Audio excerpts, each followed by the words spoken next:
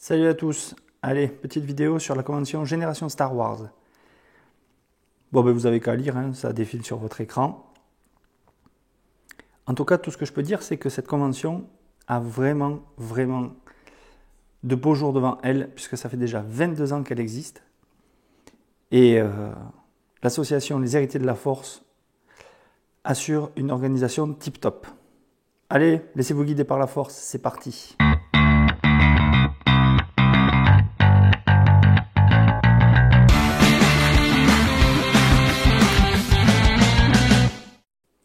Dès l'entrée de la convention, on est accueilli par deux magnifiques cosplayers et je peux vous dire que les costumes sont de qualité. Allez, nous voici dans le vif du sujet avec l'entrée dans un des bâtiments principaux de la convention. Chaque stand dévoile son lot de merveilles. On a des répliques de figurines, de casques, de blasters. Il y en a vraiment pour toutes les bourses. Et croyez-moi, soit vous avez un budget illimité et alors là vous faites plaisir, soit votre budget est plutôt serré, vous vous faites plaisir quand même, mais vous repartez un peu frustré parce que vous n'avez pas pu avoir les objets dont vous rêviez et qui ont des prix assez exorbitants. Mais, comme je l'ai dit un peu plus haut, il y en a pour tous les goûts et pour toutes les bourses. Donc vous pouvez trouver des goodies pas très chers, des boîtes contenant des personnages que vous pouvez mettre en vitrine.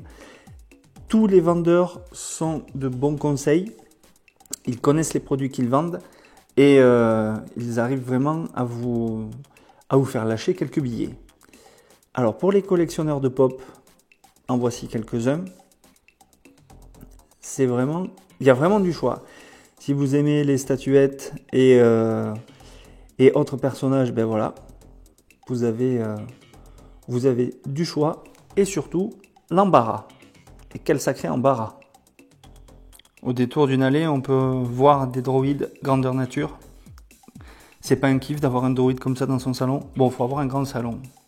Qui n'a jamais rêvé d'avoir un casque de l'univers Star Wars au-dessus de sa bibliothèque? Ou des blasters accrochés au mur? Toutes ces répliques que vous voyez à l'image sont réalisées par les personnes que vous voyez derrière. C'est absolument génial, ils font un travail de dingue. Là, il s'agit des bustes Gentle Giant, une des meilleures boîtes qui fabrique des bustes de personnages de la culture geek ou de la culture pop. Les prix sont variables, ils sont de bonne facture et j'en ai moi-même. Si vous êtes un collectionneur d'objets vintage, ceux-là sont faits pour vous. Alors sur ce stand, il y avait de nombreuses franchises comme Battlestar Galactica, Predator, X-Men. La personne vendait tout. Et là, on arrivait vraiment au temple du vintage avec des vaisseaux en super bêta, des personnages tout aussi presque flambant neufs. Le petit Snowspeeder que vous voyez juste au-dessus de Jabba, j'ai craqué, je l'ai pris, je le cherchais dans cette dimension et ma foi, ça va bien décorer ma geek room. Bref, tout ça pour vous dire que si vous êtes un grand passionné et que vous adorez le vintage, cette convention est faite pour vous. La convention Génération Star Wars permet aux passionnés de la brique Lego de partager leurs créations. Sur l'univers Star Wars, bien évidemment, mais aussi sur d'autres univers de la culture geek.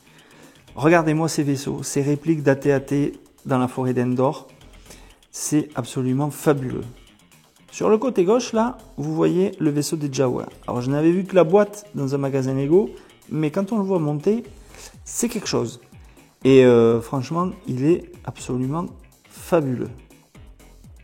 Là, vous allez apercevoir sur la gauche, toujours, une partie de Mos Eisley avec la cantina. Malheureusement, vu que le son était pas terrible lorsque j'ai tourné les images, il y a la musique que l'on entend dans un des films de la saga, jouée par les saxophonistes extraterrestres, et j'ai trouvé ça vraiment super habile de l'avoir fait pour recréer un peu l'atmosphère. Et quand je vous parle d'autres fabrications de la culture geek, il y a Bibendum Chamallow dans Ghostbusters, on retrouve Groot, les voitures volantes du 5e élément, une partie des Avengers en Lego. Alors Khazar Comics, si tu vois cette vidéo, c'est pour toi, spécial dédicace. Je ne savais pas que les véhicules du 5e élément existaient. La DeLorean, fabuleuse. Alors là, vous apercevez un T800. Il est juste à tomber par terre. Après, on devine Alien, ici. Voilà. Et je trouvais qu'il était super bien fait. Bref, pour tous les passionnés de Lego, c'est vraiment un stand que j'ai adoré. Mais vraiment. Et ces constructeurs de Lego, ils ont vraiment du talent. Au détour d'une allée, on découvre des passionnés d'une autre franchise galactique, Star Trek. Cette franchise a aussi son lot d'aficionados, même si j'aime Star Trek, Star Wars reste ma saga galactique favorite. J'ai adoré cette personne parce qu'elle a vu qu'elle était filmée et à un moment, il va nous faire un petit signe. Voilà, le salut de Spock, le salut vulcain. Toutes les figurines étaient vraiment bien, les maquettes étaient super bien construites. Il y avait énormément de produits dérivés. Par contre, je ne sais pas s'il y a eu beaucoup de monde. Lorsqu'en 1977, George Lucas a sorti La Guerre des Étoiles, Le Nouvel Espoir, il s'est dit « Les gamins voudront reproduire les aventures des personnages que j'ai créés. » Donc, il a sorti les personnages et les vaisseaux en jouets. Mais il avait tapé dans le mille puisque là, il venait de créer les produits dérivés, les premiers produits dérivés et la notion de merchandising. Et au fil des épisodes de la saga, il y a eu des personnages, des nouveaux véhicules qui ont traversé les générations. Et ceux que nous avions achetés quand on était gamin, quand on pouvait les acheter, eh bien, ils ont vécu avec nous. Je sais que j'en ai encore quelques-uns, des personnages. Mais aussi, George Lucas, par le biais d'avoir créé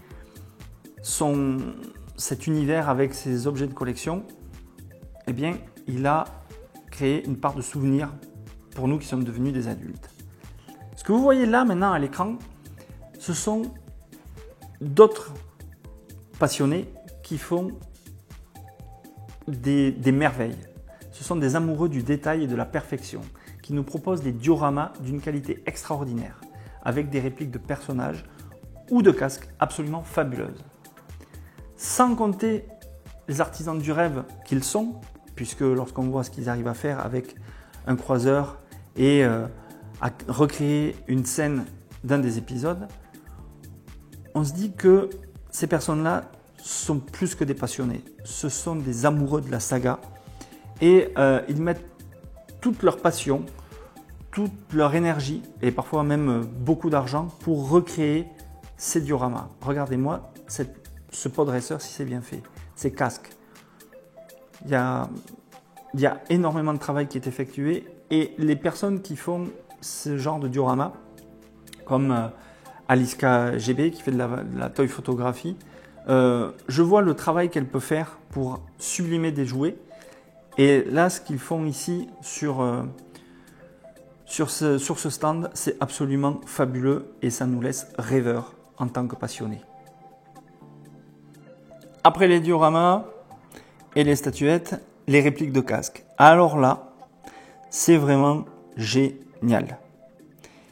Et en plus de ça, les personnes qui ont réalisé ces répliques de masques, c'est juste à tomber par terre. J'ai kiffé ces masques. Je me dis que là, le temps qu'ils y ont passé, ça vaut tout l'or du monde et ça, la passion n'a aucun prix. Au final, cette convention est une réussite totale où l'on se retrouve entre passionnés et où les cosplayers se prêtent volontiers au jeu des photos pour notre plus grande joie. Merci infiniment à mon très cher ami Amazing Geek d'avoir passé cette journée avec moi. Et merci à 12 Parsec pour sa gentillesse et son humour. Allez, à très bientôt.